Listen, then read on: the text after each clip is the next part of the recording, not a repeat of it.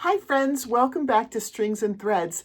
Today we're going to nook another square in our Knooking Sampler Blanket series. This is a beginner nooking series where we create one square at a time, and by the end we'll have a full blanket made up of different stitches and textures. If you're new to nooking, don't worry. I have sections in my video that explain the foundation, the knit stitch, and the purl stitch. You just need to check out the timestamps to find them. If you're already comfortable with that, feel free to jump right into the project. Let's get started. Materials needed for this project are medium weight acrylic yarn. I'm going to alternate between three colors. I'm going to alternate between this Red Heart Baby Pink, and then this Big Twist Value, which is mint, and then this other Big Twist Value, which is Pale Peach. You can use as many colors or as few colors as you want. If you want to just make it all one color, you may. If you want to switch up how many colors you use, that's perfectly fine. Then you'll need a 5.5 millimeter nooking needle, a pair of scissors, and then a needle to weave in the ends. Let's have a quick chat about Knooking Tools. If you aren't interested in this, this is just a bookmark in my video, so you can look in my description and go to the timestamp and then skip through this. But if you're interested, when I first started learning, I went to look for Knooking Tools and I saw there was not a huge selection. So I bought this 3 set. And you can see a nooking needle is basically a crochet hook with an eyelet at the bottom. So these 3 came together in a pack. So I did not have a huge selection of sizes. I just bought these 3, and they were good to help me get started. And you'll see that when I show you the stitches, I use these tools when I show you how to knit and how to purl with the nooking. But I went to look for better versions because I was doing more and more nooking. And I saw that there was a plastic set out there, and it might be just fine, but I realized that I had a Tunisian crochet hook set. It came in a bag like this, and you can see that they're there, and then they have the strings. I should preface this by saying I am not affiliated with any of these companies. I actually get a kickback for nothing. I'm not affiliated with anyone. I'm just showing you what I was doing. So for these Tunisian crochet hooks, they come like this, and then you would screw on the cord. And then, so you don't lose your stitches, at the end, you would screw on a little stopper that came with it. Go on like this.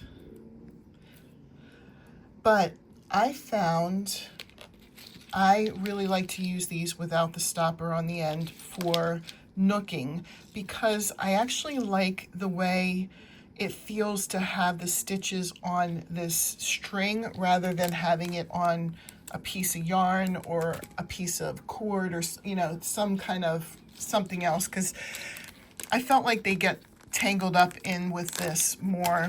With this, it's a lot easier to see where the stitches are. So that's just my suggestion. You can get your own nooking set, or if you have a Tunisian crochet set, that gives you the option to take the bottom off of the cord. That works just as well. Here's how we do a foundation row for nooking. You'll want to have your hook ready, and you'll want to have a piece of yarn or thread attached to your nooking needle. You'll also want to use a smooth yarn so the stitches are easy to see. So start by making a slip knot, and then place it on your nooking needle.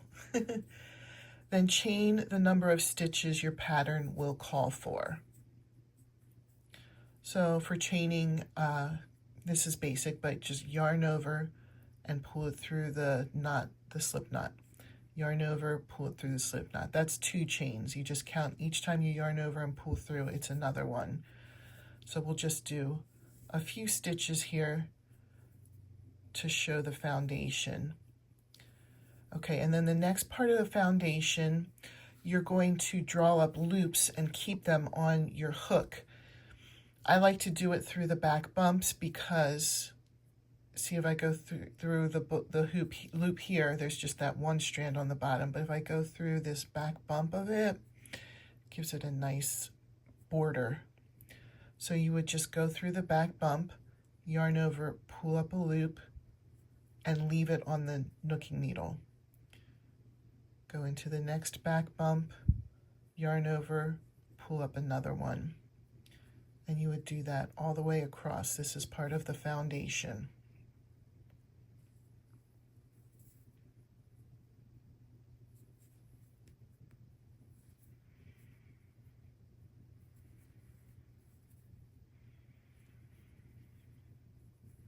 And you keep them on the nooking needle.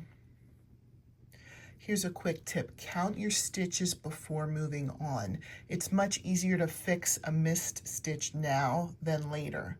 Once all your stitches are loaded, you're going to slide them onto the cord and get ready to work the next row. So you'll have the hook part of the needle pointing to the right.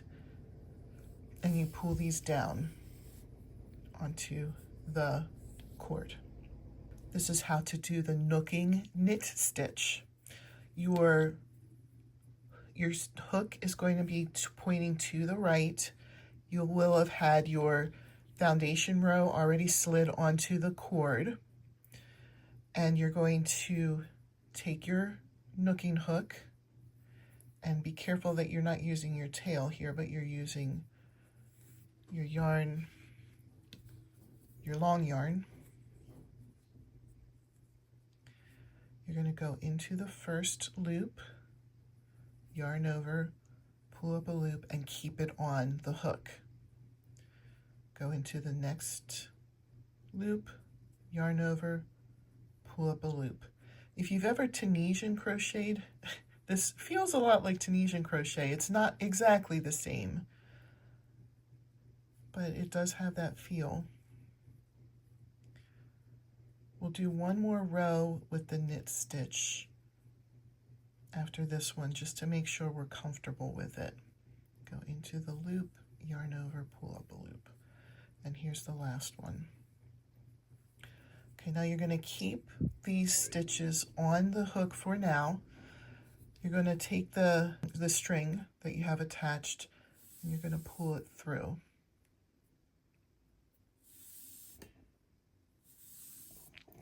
So now we're going to kind of repeat that. So turn your hook so that the hook part is facing to the right, and slide your stitches onto the string,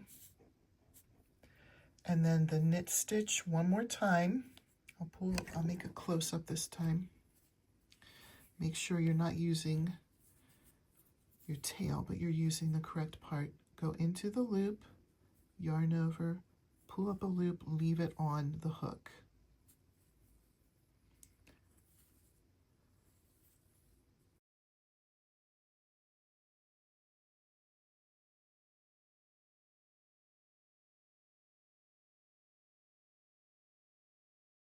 So again, now we're going to take the string and pull it through, keeping your stitches on the needle.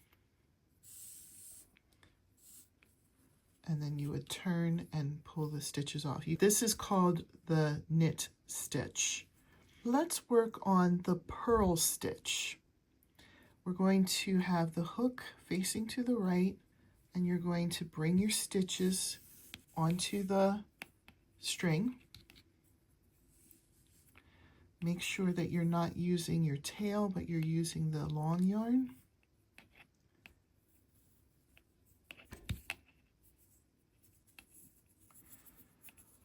The purl stitch is a little bit tricky, but once you get the hang of it, you'll get it.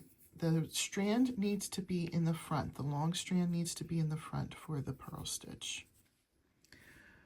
You go into the stitch from back to front. And then you grab onto the yarn and pull it through.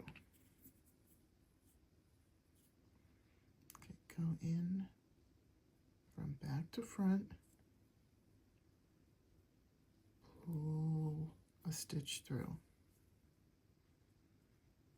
You're going to kind of grab onto that yarn. You can see why it would be tough to do this with splitty yarn. Go into the stitch and then pull the yarn through. Go through the back, yarn over, and pull through.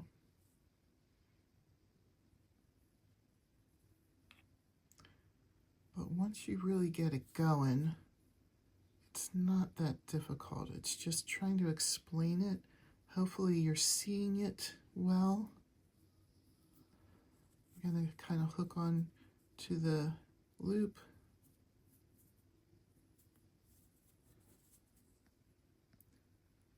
Keeping the yarn in the front. Grab onto the yarn and pull it through. And then for the last stitch, we're going to do the same thing.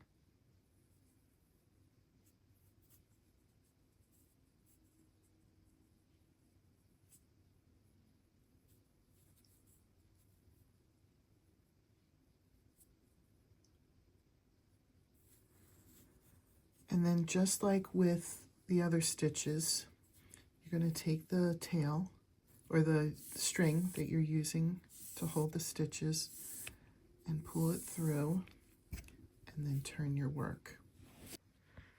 Here's the square we're going to be working on today. If at any point you feel like I'm going too fast, I do have bookmarked sections in my video that teach you how to do each of these things. So there's a section for how to do the foundation, there's a section for how to do the knit stitch, and there's a section for how to do the purl stitch. So if I'm ever moving too fast for you here, you can go back and practice your stitches there and then come back and work on this. This square is a really simple 2-row repeat. And we're going to start by chaining 28. So you start with your slip knot. And then to chain, you just put the hook right in the slip knot. And with not the short side, but with the longer side, you yarn over and pull it through the slip knot. That's one chain. Yarn over, go through 2, go through the loop, that's 2. Yarn over, go through the loop, that's 3. I'll do one more with you. Yarn over, go through the loop, that's 4. Now do your 28 and then come back here. Here are my chains. And what I'm going to do in the second chain from the hook, this is the first chain, here's the second chain. I'm going to turn to the side. I'm going to look for this back bump. And I'm going to go through the back bump, yarn over, pull up a loop. Now I have 2 loops on the hook. We want to make sure that at the end of this row, we have 28 loops. We want to keep the number at 28. So you're just going to go into each of these back bumps, yarn over and pull up a loop, and you just leave it on the hook. You can see what a nice bottom that leaves. Just leaves a nice little edge there on the bottom. So go all the way through, make sure you have 28 loops on your hook, and then we'll come back for it. What we have here is the foundation row. We haven't done any of our repeats yet. So to start with row 1, we're going to turn so that the hook part is pointing to the right, and we're going to move our stitches down onto the cord. And this first row, we're going to alternate between knit and purl stitches. So the first stitch will be knit. You just go right into the loop, yarn over, and pull up a loop. To purl, you bring the yarn to the front. You grab onto the loop and go into it like this. And then you're going to just pull the yarn through the middle of that loop. I'm trying to go slow and There we go. Then bring it to the back. We're going to do knit, bring it forward, and then purl. So it's just going to be knit, purl, knit, purl, knit, purl, knit, purl, and you should end on the purl stitch. So go ahead and finish your row, and then we'll come back for the second row repeat, and then we just repeat this row that we currently did and row 2 over and over until it measures 8 inches or however big you're making your square. I just finished my knit 1, purl 1, knit 1, purl 1, knit all the way across. What I'm going to do is, you have that loop here from your cord. I'm going to pull from the bottom, not up here where your stitches are live, but down below. We're going to pull that through, and then we're going to turn so that the hook part is facing to the right. Slide your stitches down onto the cord, and then this second row, which is the second row repeat, is all knit stitches. Very easy. So you're just going to go across the whole row with knit stitches, and then you just continue repeating row 1 and row 2 until you have it 8 inches or the length that you are looking for. It doesn't matter which square you're on. We're going to do the bind off the same on each square. So what you do is you go in and you do a knit stitch, go into the second loop, and you're going to start a knit stitch, but instead of leaving the loop on, you're going to pull it through the loop before. And that's what we're going to do all the way across. Start the knit stitch, but then pull it through the loop that's already on the hook.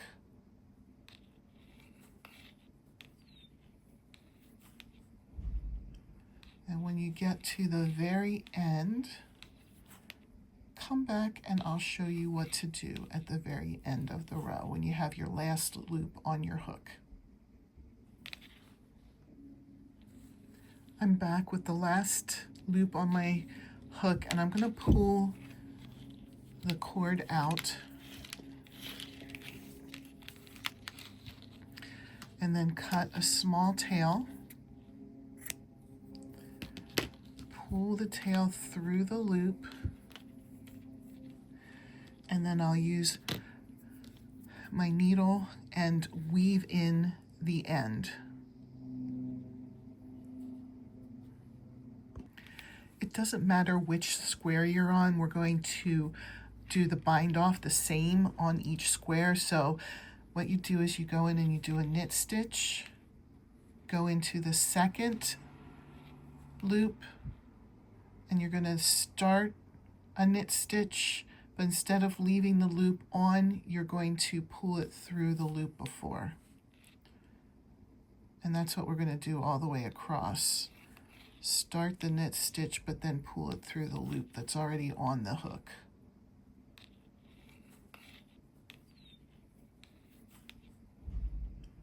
And when you get to the very end, come back and I'll show you what to do at the very end of the row when you have your last loop on your hook.